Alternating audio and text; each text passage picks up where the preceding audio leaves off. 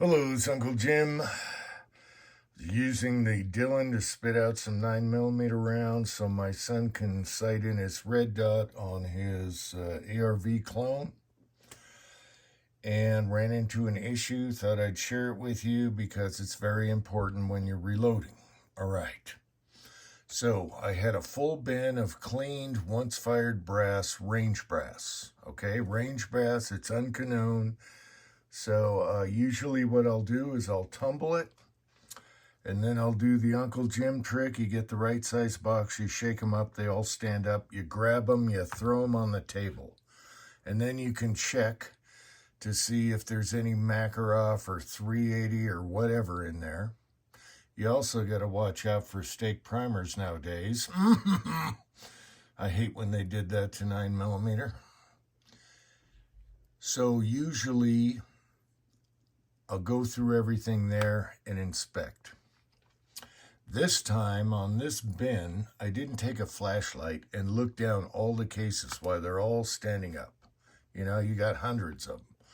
But usually I'll check for off-center primer holes and anything funky or weird. I'll also take a magnet to make sure there's no steel case. Well, today, sun's going down and I wanted to whip out a few rounds. And so I just grabbed some and started loading on the Dillon. And usually on the turret press, I use loading trays so I can see everything going on, hold it up and see everything and then do my powder charges, drop them, and I can see everything. Well, we had a little issue, and this is why when you're reloading, you have your very last inspection. You inspect everything 3 times, whatever. So with the Dillon, I don't use a tray for brass because they're all sideways. I stand them up on the table again to make sure they're all the same height and all that stuff.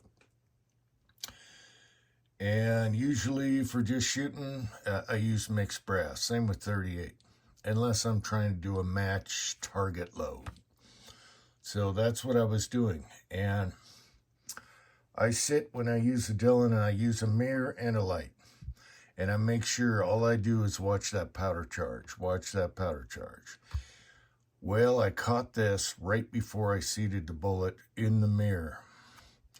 And this could have been an issue if I was doing warm hollow points or something. So let me show you what happened here. Let's see if we can focus.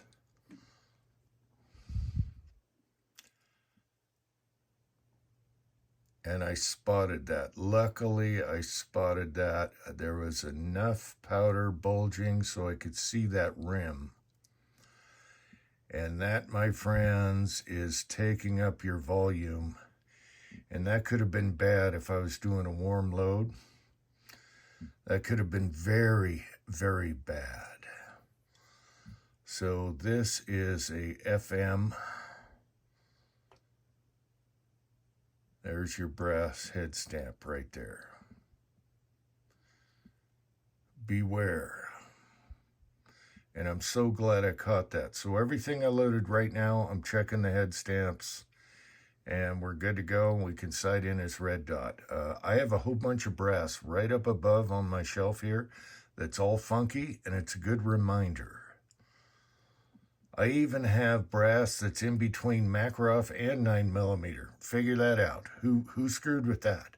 And that's what you deal with once fired range brass. And that could have been a volume problem, overpressure with a warm load. Even with the regular mild load. So I was in it. I thought I would share it. When you get first time range brass, I clean it. I don't even sort it first because it's dirty. I clean it, shake it in the right size box, throw them all down, standing up. Usually I'll take a flashlight. In this batch, I didn't. I have a full bin of these. I don't know, maybe 500 rounds. And so I had to put a note in there, watch out for the FM brass. Anyway, so that's why when I'm using a progressive press, especially, I don't throw the brass in a bin. I give it one last chance to show me everything's the right height and everything. And normally I would put a flashlight down there just to check it before I go to town. I hope that helps somebody. Until next time, thanks for watching. Afoof.